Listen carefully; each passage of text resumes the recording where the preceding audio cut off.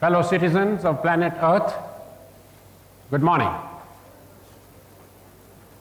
A warm welcome to all of you.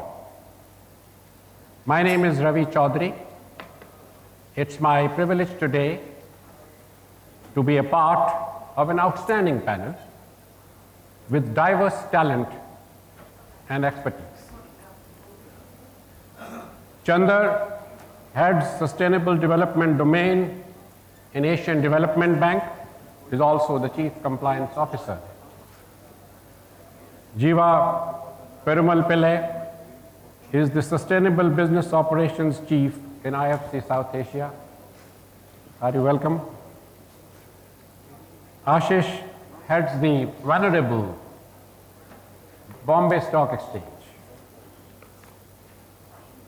And Pawan Sukhdev, the founder of GST Advisory, a consulting firm to measure, manage, and channelize our impact on nature.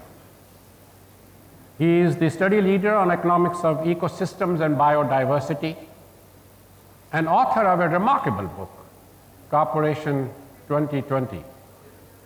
I recommend, and so does he, both while reading it. To set the framework of our dialogue today, may I begin with making 7 observations on what we discussed yesterday and this morning.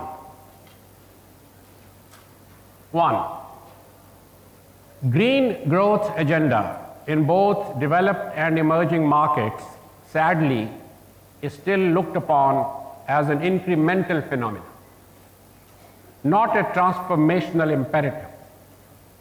We don't yet see a race among nations to become leaders in greening their economies.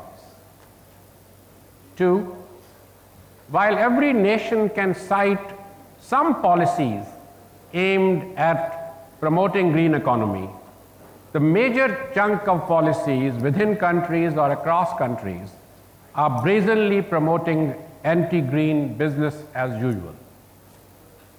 This could be because the rewards for those who pursue green path are too few, and punishments for those who don't exist. 3, it's necessary to clarify that the greening of economy is not contingent on growth. It's a precondition for sustaining the growth we have achieved till now and ensuring any growth hereafter, high or low, becoming sustainable. 4, I believe democratization of energy is the key criterion of success of green growth agenda. This alone will lead to a semblance of equity and fairness. The share of renewable energy, 5th point, in the energy mix is important. But it's only one of the objectives. We must simultaneously reduce the dominance of big business in global energy supply. 6, while focus on efforts on greening economy are viable, good, desirable, but simultaneous focus to make consumption more efficient and reduce waste is vital as well, and that would need financing too. And 7, our dialogue tends to project the prevalent trajectories of growth on current pathways, predict the resultant problems and explore solutions how to tackle them. We know the Titanic of growth is slow hereafter. It's therefore a good time to change the direction of growth. For example, we must make urbanization more sustainable, but we must also work on how to de-urbanize society. We must work on how to reduce waste. The waste is enormous, it's a low-hanging fruit. Now, to address these issues and create a sustainable impact to transform our planet, there are 4 things necessary. Politicians and policymakers should understand reality and take action. Big business should realize that a company that makes only money is a poor company. and global forums should collectively support, encourage, and reward such behavior. And finally, we need finance. You will all agree that the first three conditions are already in place. And the only thing left now is finance. But on a serious note, finance has the ability to force the other players to respond meaningfully. My co-panelists, I would begin by raising two fundamental questions. One, it's not just about financing green projects. This is needed, but it's only one part. Equally important is to ask if the lender's entire lending is anchored on certain non-negotiable green principles. Are financial institutions willing to phase out and eventually stop funding of non-green projects? If not today, then by when?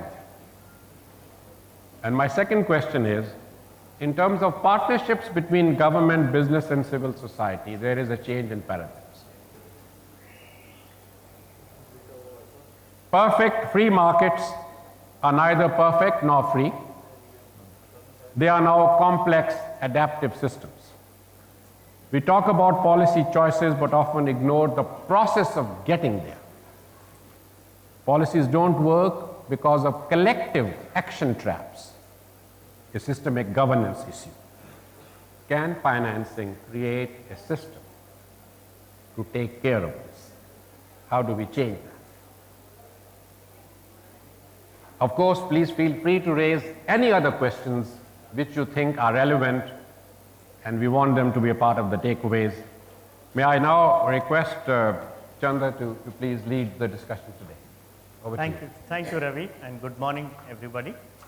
On behalf of the Asian Development Bank, I wish to thank the organizers for this opportunity given to me to be here today. First, let me start off with some statistics to set the context. Taking Asia Pacific as a region, which is the fastest growing region in the world today, we are expected that from a contribution of 28% of global GDP, we are going to grow up to about 44 in the next 20 years. The resource consumption, especially in energy, is expected to correspondingly rise if we don't have any shift in consumption patterns from around 32% to anywhere between 51 and 55%. This will lead to a global regional CO2 emission of 20 billion tons, almost occupying the full 22 billion ton cap, which is allowed for the 2.5-degree rise. So clearly, this is not on. We cannot afford it. It also does not make business sense because this is a region that has only 14% of its, produces only 14% of its oil and gas resources, and pretty much imports many other resources required for its industries. So how do we change? The good thing is, if you follow trends in investment, for the first time last year, this region crossed 51% in investment in just one segment, renewable energy. So there is a choice that this region has made, that despite all the contests that are occurring in the macro political world about negotiations on climate change, climate financing, and what have you, this region has the money, has the opportunities to do it. As an institution, we have also been tracking it. We have invested our own money in the process, and we have continually beaten our own targets as far as renewable energy and clean energy investments are concerned, both in the public sector and the private sector. Therefore, this region has a market appetite also for such investments. Now, going forward from there, how do we multiply this into creating this into a sort of a broad-based paradigm? I would say it's very simple. Like any industry, I mean, this is nothing, we don't have to treat the green industry as something special on a broad base. Like any industry, most of the money comes from the users of the facilities or the services. We have to make sure of that.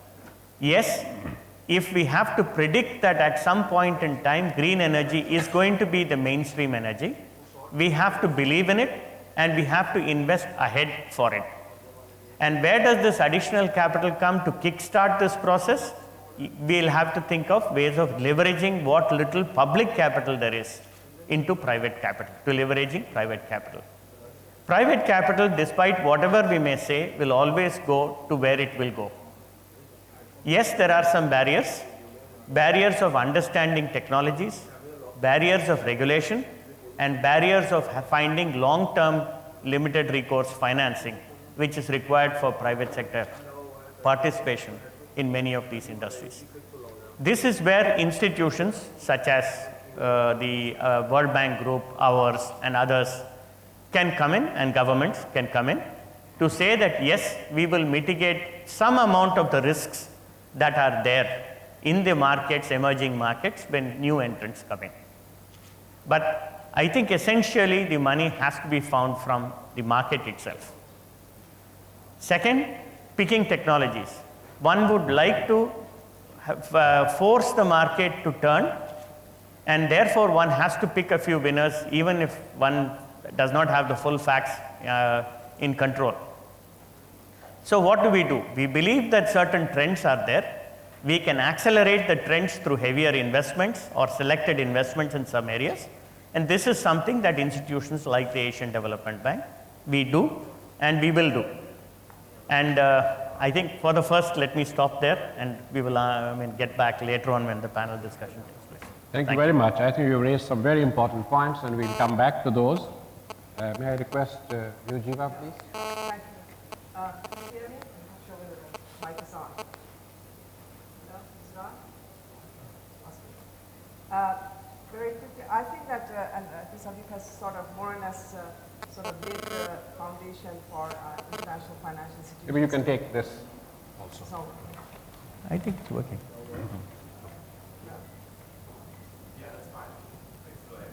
yeah.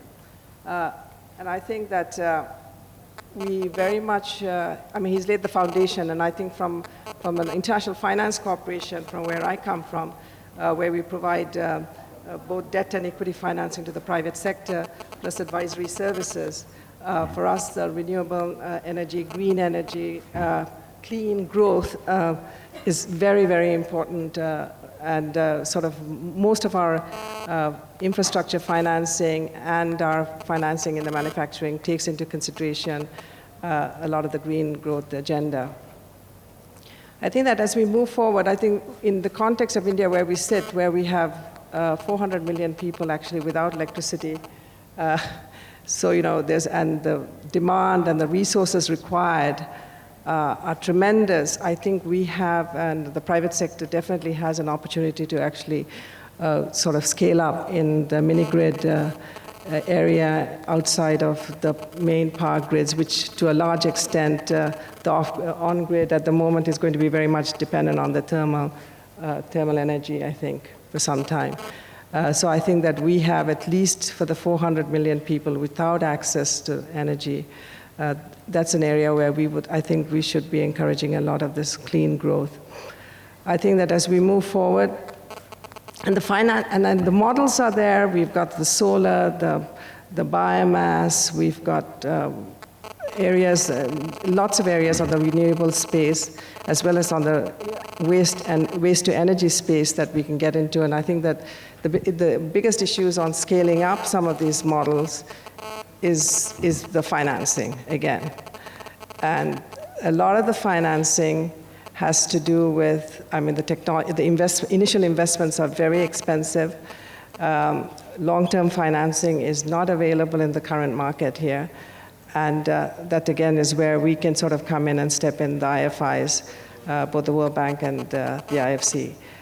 And I think that we've got a number of financing sources, whether it's the global energy funds or clean tech funds and facilities that have been actually provided through us to many of the companies here. We've had extremely good success stories with many of them, with the Azures of this world. We've got with Atero on electronic waste, as someone was talking about, that we've involved in. And now Sun Edison, especially in the off-grid space, that can really be, I think, good models that can be scalable, not just here, but to the rest of the world.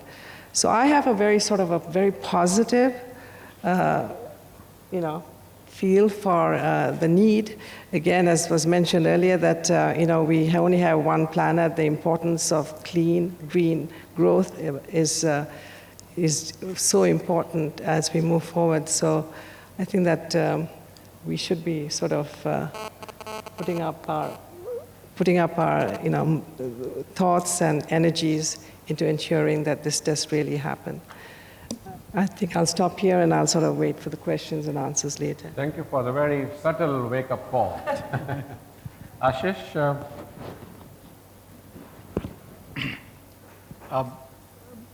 The way we look at it is the function of a stock exchange are manifold. You allow transactions on the stock exchange, you allow fundraising and so on and so forth. But the biggest function a stock exchange performs is what we call price signaling. That the prices which are coming out of a stock exchange have to be squeaky clean. They cannot be manipulated. They have to be in tune with the society. And if I look at, I work in India, unlike my other colleagues. The way we look at in India is we have a serious issue of demographics. It's what we call our demographic dividend, that out of 1.2 billion people, we have almost half of them below age 25. And for next almost 20 years, we need to be creating 15 million new jobs every year. That is 300 million jobs in next 20 years compared to any other country, especially Western countries where people are worried about keeping unemployment level low. Despite falling population, we need to be worrying about a huge growth. In fact, 15 million people is almost like adding a new Australia into Indian job market every year. And that's a huge issue. And how do we kind of connect it? Saying a 2% or 3% of world land mass, that is India, is handling 16% of world population. There is a huge pressure on resources. There is a huge pressure on literally everything. Some of you who have come from abroad, probably you might have observed the pressure we are in. Probably when we sit in, we don't observe that, but when you come from outside, probably you start feeling the pressure that India actually is currently going through. But going forward, we need to worry about quite a lot about these youngsters coming into the job market, giving them not only jobs, but a clean environment to live in. We need to worry about their food, the dwellings, and so on and so forth. And that is where I think that's going to be a huge sort of tug of war between what are good practices, vis-a-vis what is a short-term solution for a particular problem. And the governments are kind of state level, municipality level, central level, all of them are juggling. At national institution level like BSE, we also are trying to juggle, saying what kind of signaling we give to the population about the green initiatives, the sustainable initiatives, and so on and so forth. So we have created currently 2 indices. As I said, our main function is to provide signals. And so we have 2 indices which have come up over the last 2 years. One is called BSE GreenX, which is more a quantitative kind of a framework on carbon emissions and so on and so forth. And then there is one BSE CarbonX, which is more qualitative framework. And many large companies actually, when they are not included in these indices, and they are aspirational companies, so they come up and say why they are not included. And we tell them that if you do all these things which are nice and sort of help in the sustenance and sustainably growing the economy, they actually come back and sort of improve themselves. So idea is, how do we continue these efforts? We have already tied up with Standard & Poor's, which is one of the largest index providers in the world. So now all our indices are called actually S&P BSE GreenX or S&P BSE CarbonX. We have several other indices in other industries, but we are particularly proud of this framework. Similarly, just what I call, since we are talking about all these things, we also worry about what we call ethical investment and so on and so forth. And ethic for a group of people may not be the similar sort of ethic on the other side of it. So we have Sharia indices and so on and so forth. Just that's only for the information part of it. But idea is, how do we kind of take all the issues that India is facing, which is 16% of world population.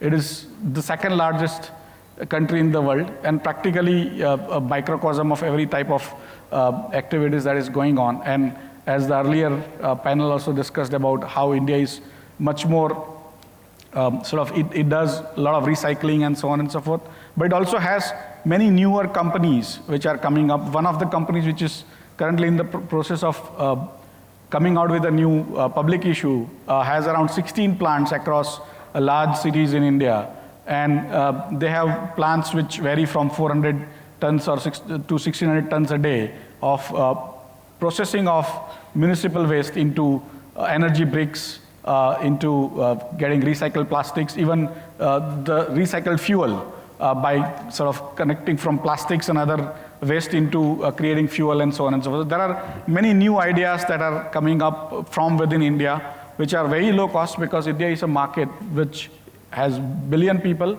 but for each transaction you can make very little money. My fundamental belief is that if there is a way to make money, commercially viable activity out of these green initiatives, that's where this activities are going to take off. And we can see huge amount of activities in this area happening within India all over. And we also promote SME, sort of small and medium sector enterprises. We have a special platform for SME companies in India to come raise funds, come to the public, create wealth, and so on and so forth. We think some of the green companies going forward will be the best performers going forward in future. Thank you very much. And may I now turn to you, Pavan. You are a teacher, an activist, a thinker. You have an overview. So what I'd like to speak as is my last 25 years as an investment banker and a markets professional. Because whilst we have heard good news from the development banks doing clearly what they can to move the arrow of the economic direction into less resource use and less damaging energy, and we've heard from institutions, venerable institutions like the BSE, as to what they can do in terms of creating indices. The elephant in the drawing room is basically the private sector. What's going to make the private sector respond when today's corporation is entirely geared towards seeking profits? And of course, everyone likes to be nicely rated by the Green X and Carbon X, and everyone wants to doff their caps towards the investment bankers, towards development bankers. But the reality is, we chase shareholder returns, we chase shareholder value, we seek profits. What makes us change? Basically, it's about risk and return. When I, as a structure of financing strategies, is looking at the client, I'm looking at two things. What's the risk? What's my return? Risk is what can happen to my P&L. In other words, can this company go belly up and create a problem for me down the line, unable to exit and sell? Return, how much spread can I get from this company? And the two should be related in theory. But here's the challenge. Because when I look at the risk of, say, financing energy, in fact, the real costs of energy and therefore their real risks are basically the emissions that they create for the atmosphere and the cost in terms of pollution and health. These are unfortunately not part of their P&L. These are externalities. So there's a lovely report that has just come out. In fact, it was launched right here at this conference in Delhi called Natural Capital at Risk, the top 100 externalities of business. I'm delighted that Richard, who's the CEO of the company who produces, is here in the audience. Welcome, Richard. The message in this book is that the externalities of doing business as usual are huge. And for example, since we are talking about energy, let's look at American coal-fired power. And I'm reading from here. The total revenue of this coal-fired power business in America is $247 billion.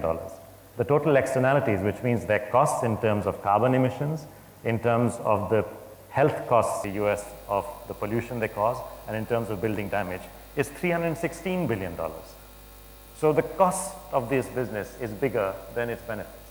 But what you're looking at as a banker is half the picture. You're only looking at the performance based on reported P&L, but not the costs based on unreported P&L, until the cookie crumbles, until the external costs become internalized. And that, ladies and gentlemen, is the way forward.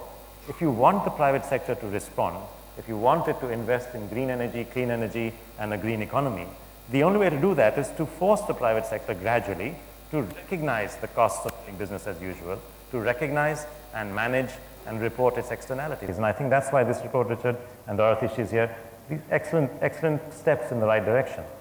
But these numbers actually tell an amazing story because it's not just American coal-fired power, but in fact, many of the primary sectors, whether it's agriculture or whether it's beef raising in Latin America, which have got huge costs.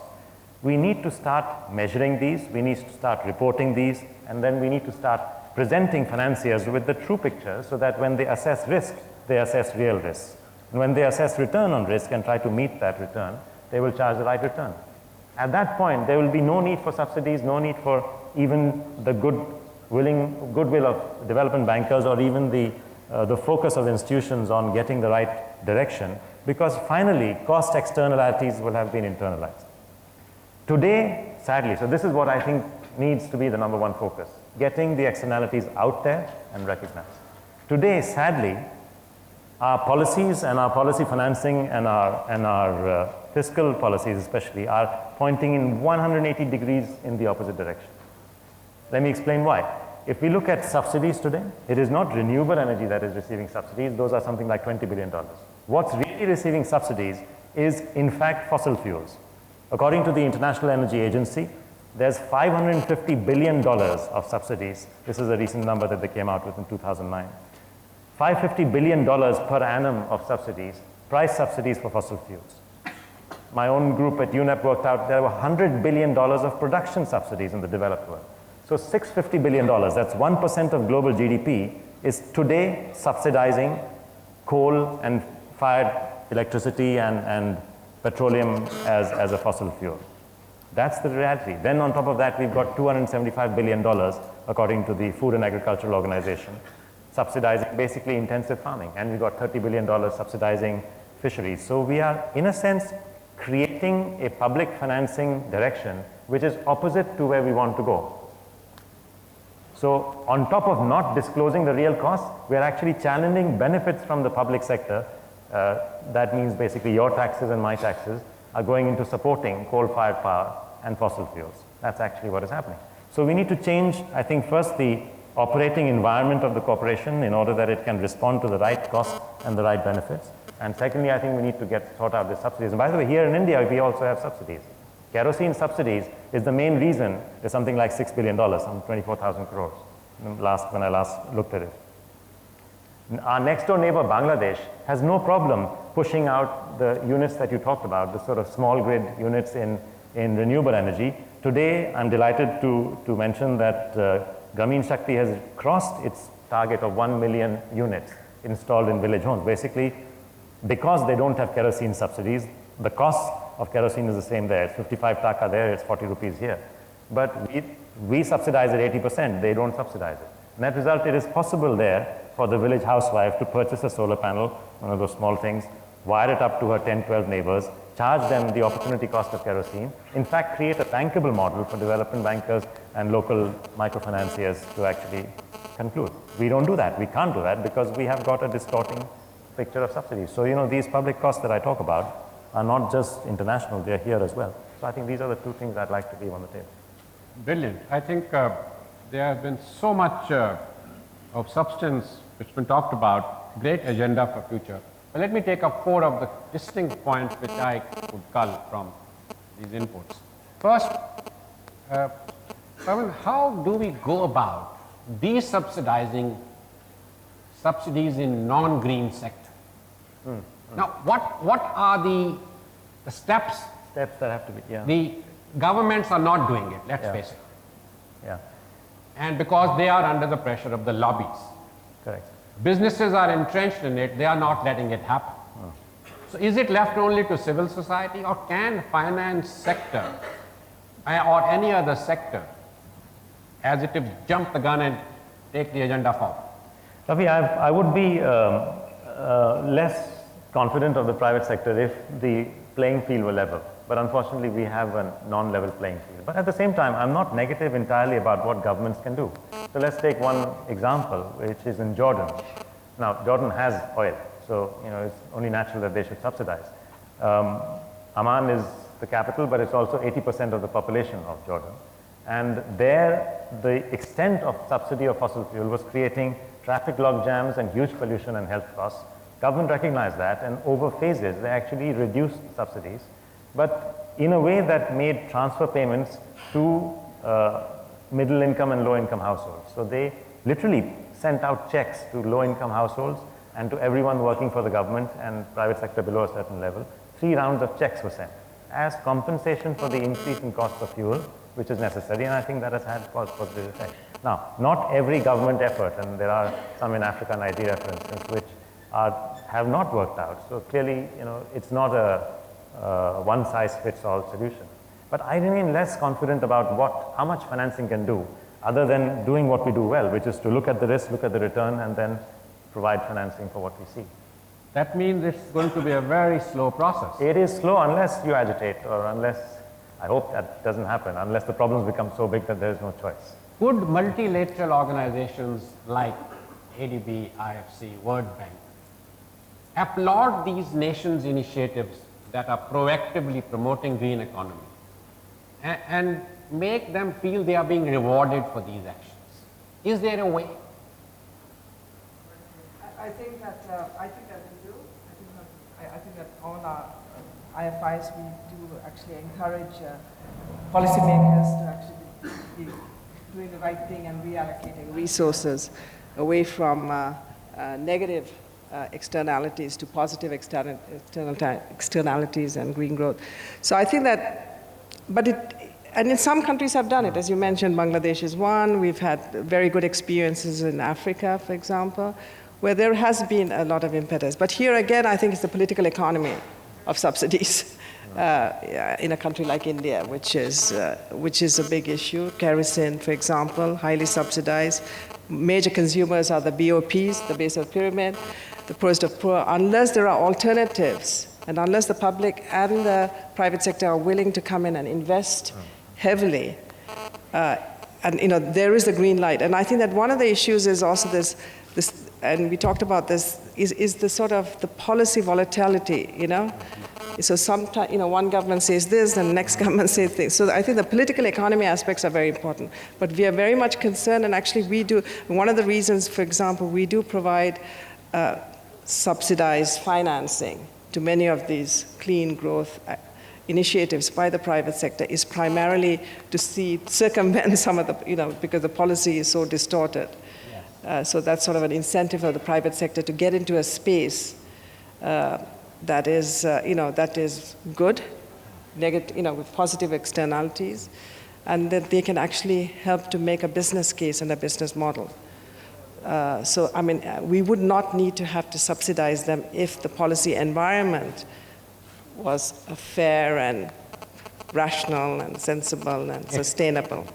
So I think that how we're doing it is by subsidizing financing. Chanda, what's your order? Actually, all major policy shifts have to come from the public sector and governments. Just to compare, it's nothing to do with renewable energy or otherwise. Let's take the electricity sector in various states in India by comparison, and we can see that in some states where the government has taken very major decisions regarding subsidies to one segment or the other, there's been growth, there's been cover-up on finances, sustainability, and an opportunity to use these savings to more green growth or better opportunities.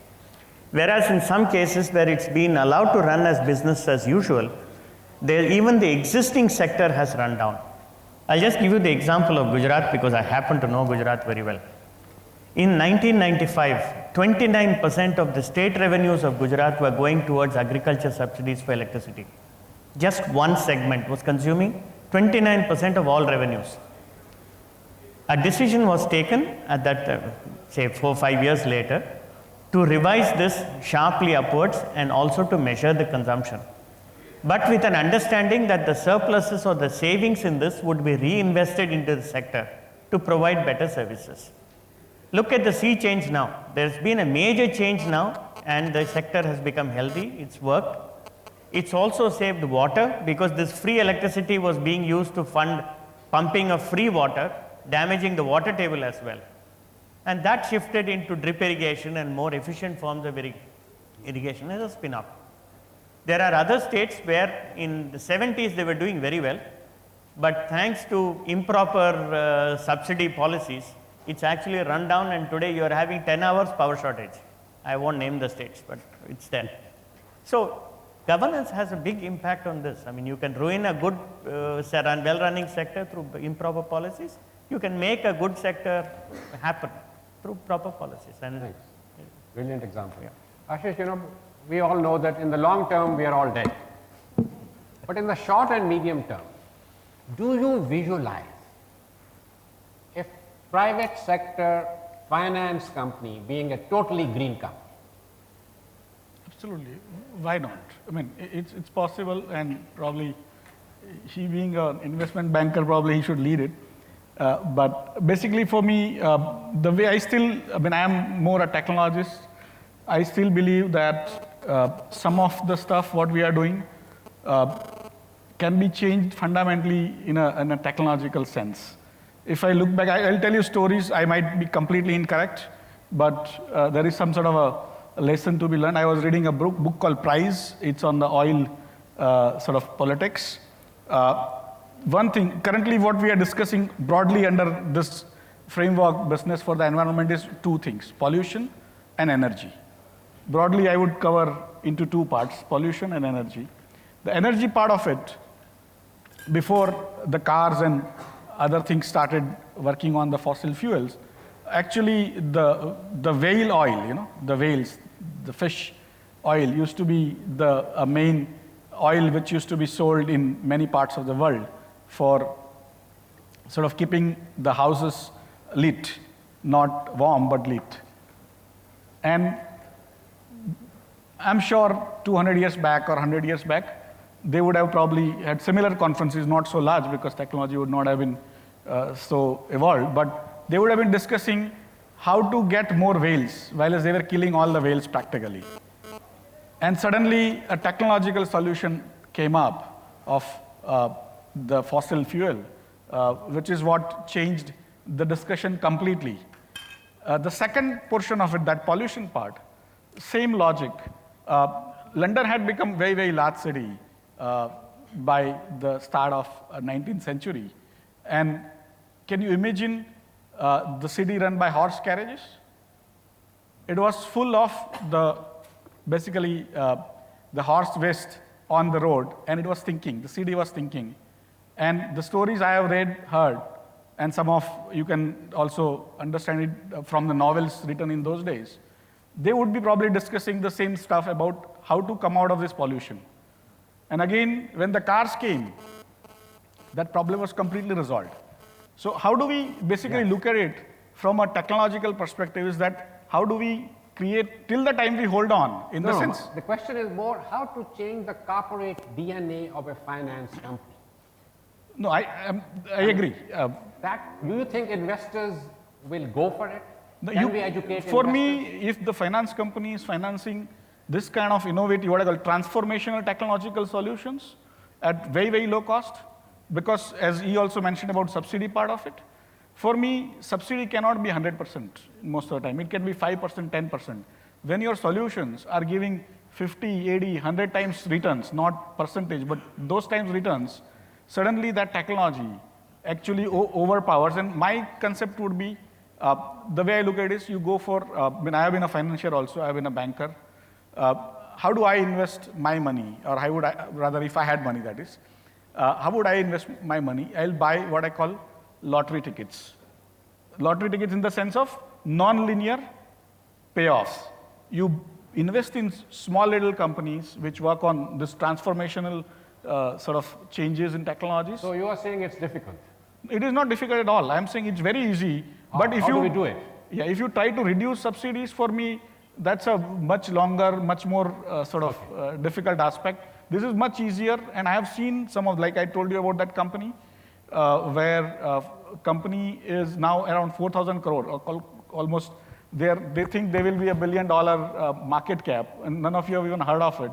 They do 16 municipal waste management. And for me, I would rather invest in those kind of companies. Sad examples, they give you returns which are phenomenally different, because they stop, in fact, they want to pay the municipality for handling their waste. Instead of municipalities today paying money, billions of dollars. Let me focus now on the point you raised. You talked about technology. Now, there are lots of, it's often cited, there are lots of relevant technologies that can fast track green growth agenda. But somehow these are not being financed. It's cited there's great risk, financially calculated as per today's rate of return methodologies. And whenever there's a risk, they say state must step in. Now, desubsidizing of states will take time. States have no money. The finance sector and the private sector is flush with money. They have more money today than any time before in the history. Now, what can be done to pick up these winners of technologies that are transformational in nature? And if they find it's easy to get finance, then it's a virtuous cycle. If you seek them out and say, okay, here we give you finance. I'm not talking of venture capital. Venture capital is after returns. These are the institutions of substance like yours and institutions with a good corporate DNA in finance sector. There are quite a few. We've done work. He has done work. They are not yet well known, but they are there. Pawan, would you like to tackle this issue? Yeah, how we can move forward on this? Sure, but firstly, with a mild disagreement with you, which is that the street is not strewn with lottery tickets. And I mean, I'd love to see them because then at least I can not worry about my portfolio. But the reality is that, you know that your investors seek the obvious winners, and the challenge is how do we get away from the obvious winners into those which are not that obvious and are providing alternative technologies and have today to work against a very steep barrier. There are three aspects to this barrier. One is just the subsidies, we've talked about that. The other is the internalized profits, externalized costs, and we've talked about that. The third barrier is an education barrier, which is, I take one example to illustrate this. It is easy in many countries where renewable energy is being sought and promoted in home energy units. It is easier to make a $20,000, $10,000 loan to purchase a small vehicle or a motorbike, but difficult to spend the same amount of money for a solar home system, simply because local bankers understand what a motorcycle is.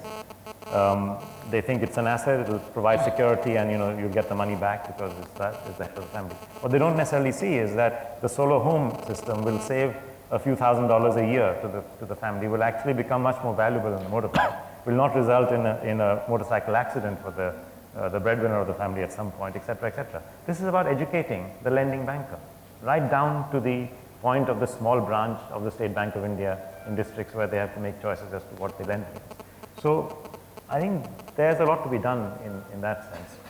But at the same time, I do hold some hope that there are further frontiers of technology which need to be investigated. But unfortunately, as I still maintain, I mean, I've done a lot of my own trying to find where are the winners, where are the winners. Yes, you come across a few of them, but the challenges are huge to convert the technological feasibility into commercial feasibility into scalability and success. That's one huge road that still has to be crossed.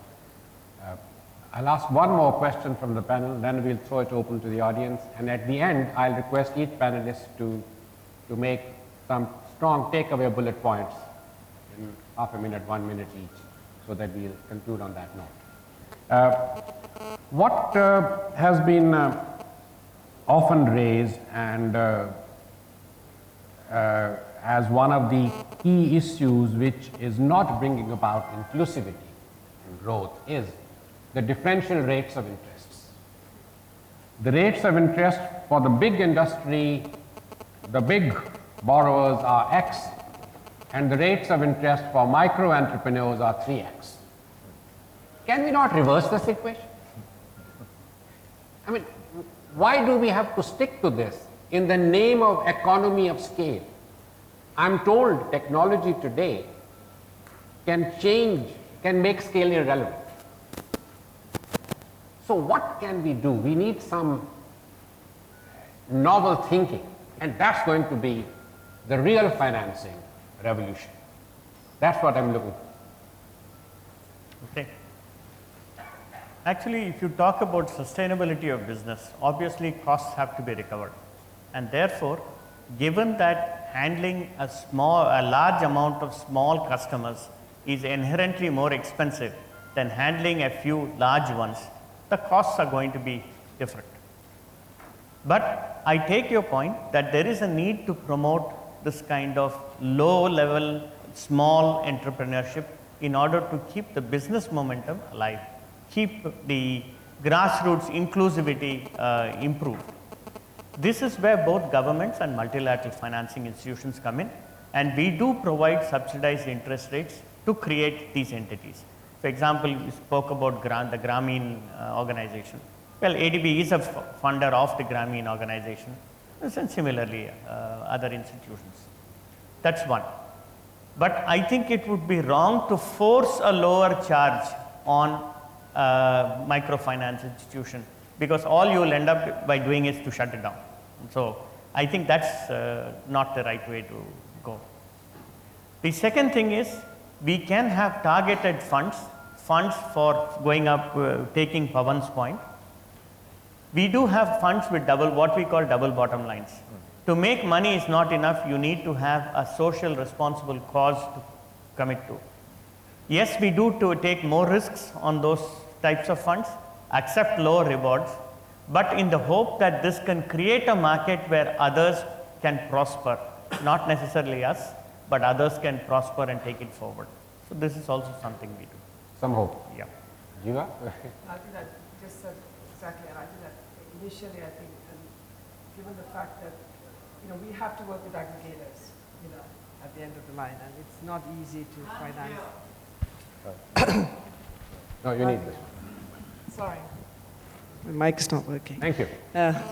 I think that it is, we would have at the small and medium scale, we have to work with aggregators at the grassroots level to make sure, first of all, access, especially for energy, and secondly, to make sure that it's cost effective. And I think for sustainable business, whether it's the financial institutions or for a large company, you have to actually cover your basic costs. So, and that's what, and luckily for us, from a World Bank Group point of view, we do, there are many donors who actually provide subsidized credit to help finance many of these types of programs. Robin? It's true that technology can get around some of the scaling issues, and indeed, the challenge is, I think, to take technology into the arena of microfinance, into the arena of lending at the small scale. I think it doesn't happen enough, partly because the two areas haven't really connected yet. Microfinance is microfinance, technology is not necessarily the hotbed there. I think here in India, the example of what Mr. Nilekani and his team are doing with the UID, trying to get identity to be established for every borrower, potential borrower in every village, every voter, effectively. I think that is a huge, huge multiplier, and that could substantially reduce the identification costs within a banking life cycle is actually huge in terms of establishing it, its control, its risk aspects. When that happens, I think the power of technology will really multiply. And where we have success, where we have seen successes so far, they really show that there's no need to worry about the greed factor coming into play, because if there's enough technology and infrastructure around, then you will get competition playing into the microfinance arena. Right now, we don't have that. That is why we have the situations like SKF, where greed basically then leads you to a point where you destroy your business model. But I think with the infrastructure technology that we're looking at now, that may change. Great. Let's have a few questions. Yes, please. I request you to please don't give the background of the question, introduce yourself and ask the question so that we can have more of those. Do stand up, please.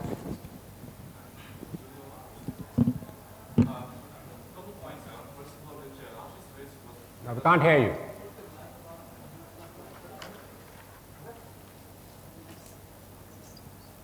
Hear me now? Yeah. Yeah. So first point which you raised was about the unemployment, and I think last quarter when we had this major announcement from the Fed and the FOMC about $85 billion buybacks, which Ben Bernanke announced about the security buybacks and the MBS, until the unemployment falls less than 6.2%. So now, my question is, how relevant is the role of the stock exchange when it comes to sort of reducing the unemployment?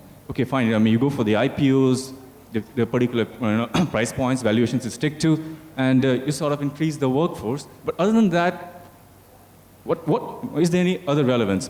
The second point being is that you kept on sort of hammering the fact the private sector and how you can enforce whether subsidies or you can sort of direct inlay or the conduit into the as far as the flow of the money grants is concerned. But you see, the carbon credits or the tax breaks provided to these companies, have they really worked out? What has been the basic essence of that? The SEC or the regulators can do much in this regard. What I found out is the lobbyists, their role sort of stands out. And I don't know till what extent are they active in India or how they have done it. So can you just please... Okay, good question. I think you're asking what can stock exchange do to educate the investors and motivate companies to change.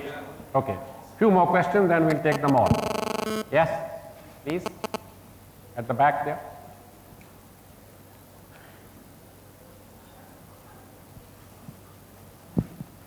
Bhavna Prasad from WWF.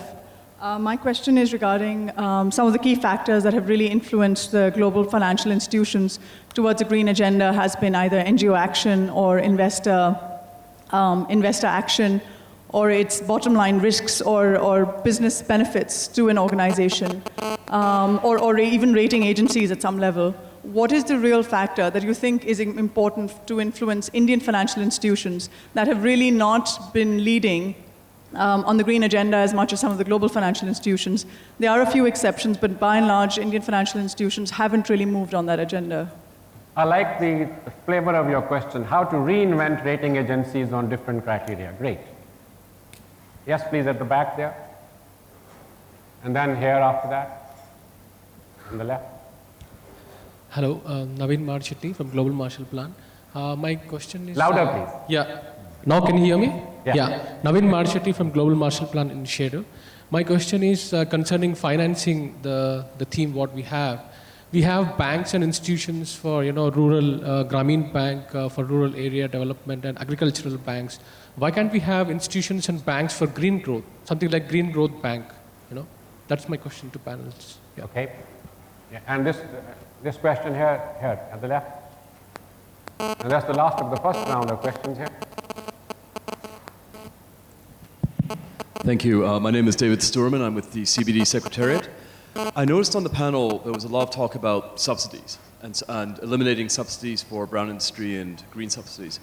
But what about persuading banks and private enterprise to write down their brown economy assets? Because we saw this yesterday morning, for example, there's many plants being developed, coal-fired plants, which will have life cycles of decades. How do you persuade an industry or a government with their infrastructure when you have these things that are going to have decades of life in them and decades of need to pay it down, to get rid of them so you can actually produce a green infrastructure, a green economy? Thank you. Thank you very much. Ashish, would you like to start? Sure. I think I didn't kind of discuss on the role of stock exchanges in reducing the cost for small people. Just to give you a perspective, if you want to raise funds in Indian stock market, it costs you at least $4 million to the cost of IPO, that is merchant bankers and all those stuff. We became completely automated around 17, 18 years back. Now, if you have to spend $4 million, you are not a small guy. And so when this SME platform was being thought about 3 years back, we said, what should be the cost? If it has to be $4 million, then India, even the mid-cap companies are not having that kind of funds. Today, using the same technology, what we have done is a company with the issued capital of less than 200,000 US dollars can also list on BSE, because its cost of raising funds per year on a scale of 3 years is around $20,000 a year. So what we have done is we have brought it down from $4 million to $20,000 a year. And suddenly you see all sorts of small guys wanting to come list and create wealth. Because many of these green initiatives, especially green initiatives and new technology, they don't require huge amount of funds to scale up. They require some brains and some funds, but not huge amount of funds. But when they scale up, the wealth they create are phenomenal. And so that's where the investors are getting attracted to these small companies, which can grow up and give them returns of 10,000 times and not those linear scales. And that's where, because if you and me try to go and search as bankers, it's very difficult, but market figures out its own ways and then allows you to invest. So somewhere you might, even as bankers, multilateral bankers, you might like to look at BSE's SME initiative, which we have a lot of hopes on. Second part, I think somebody asks is, what is the role of a stock exchange in reducing unemployment? That is what I heard, and also, of course. So for me, the capital formation in an economy happens or takes place in a variety of ways. The banks funding, which is what we call intermediation. Banks take money from people, and then they lend it on principal basis.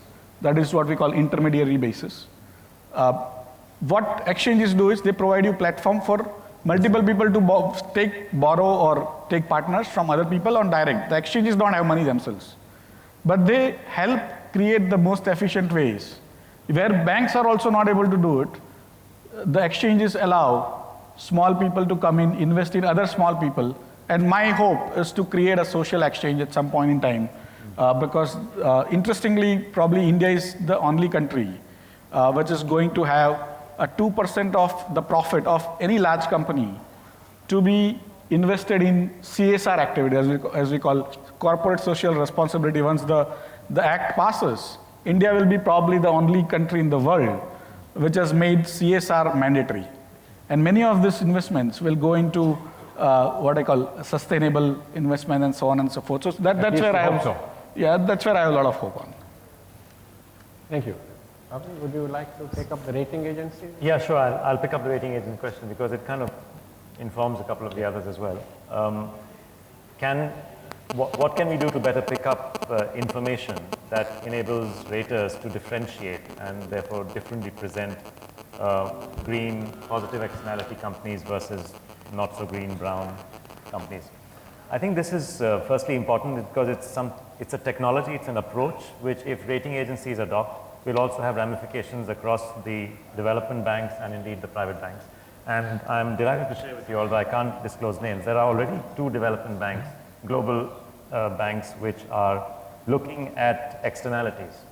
And they're looking at, in fact, the kind of information that has been presented on a sector basis in this report called Natural Capital at Risk. I'm delighted that this forum has actually launched it.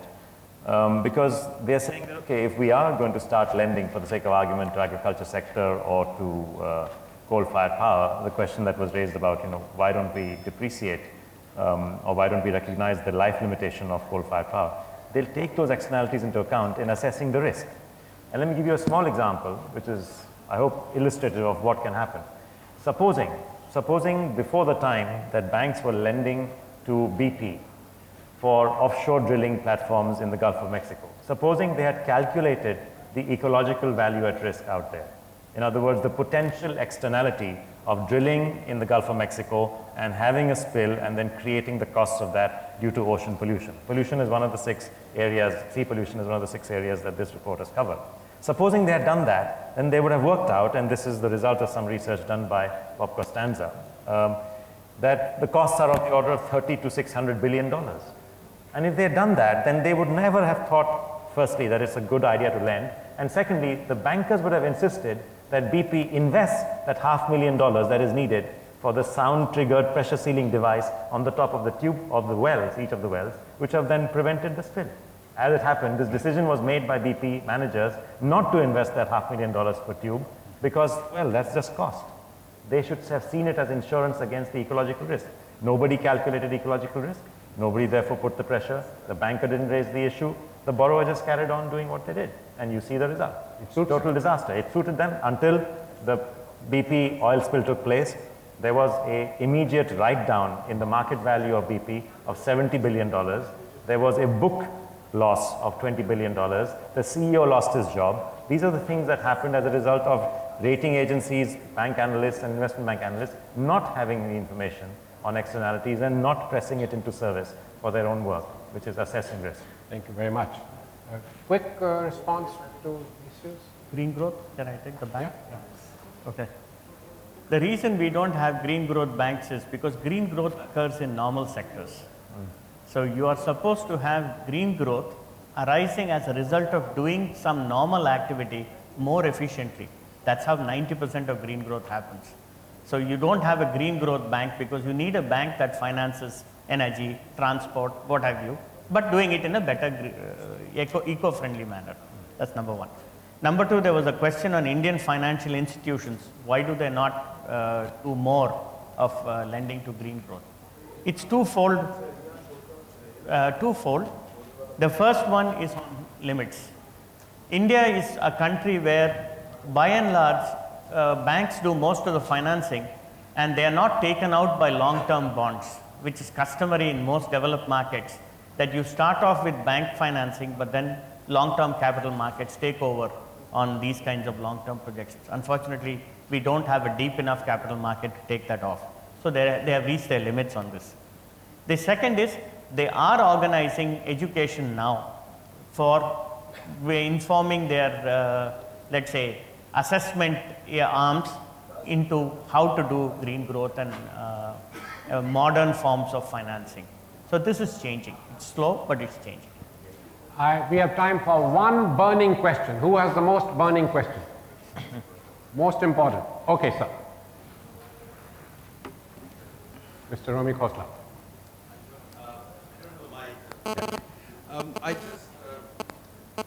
I'd like to ask a question to the panel.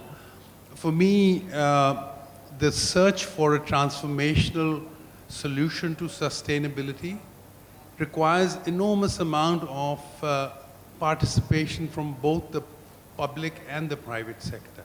And I'm going to liken it to the search for the Higgs boson particle. 30 years, $9 billion spent. We're searching for a particle here. The Earth is not in danger if we don't find it. But we got a consistent commitment for 30 years to spend $9 billion to search for it. And we are not able, in our search for sustainability, to get anywhere near that commitment for something which is killing us. So I would like to ask, who, in your wisdom, do you think is going to take this initiative? Because it needs it. We need it more than the boson particle, I can. Thank you, sir.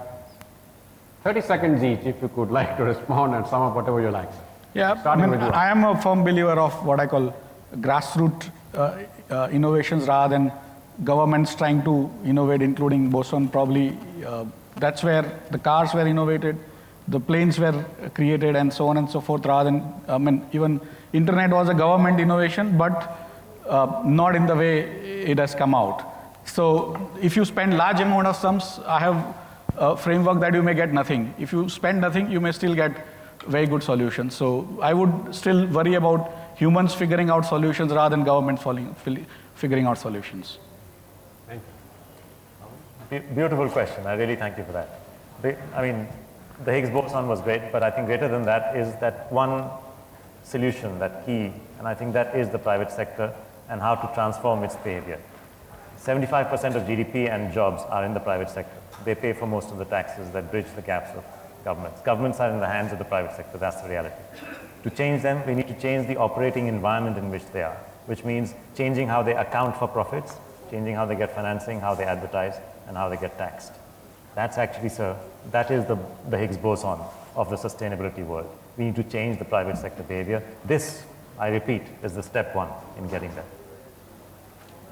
Very quick. I think that there are good transformational projects, and I think that one area, I hope you can hear me, but I think that my mic is not working.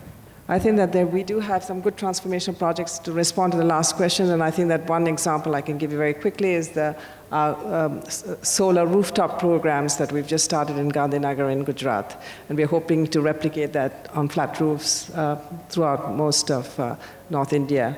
It's a public-private partnership program.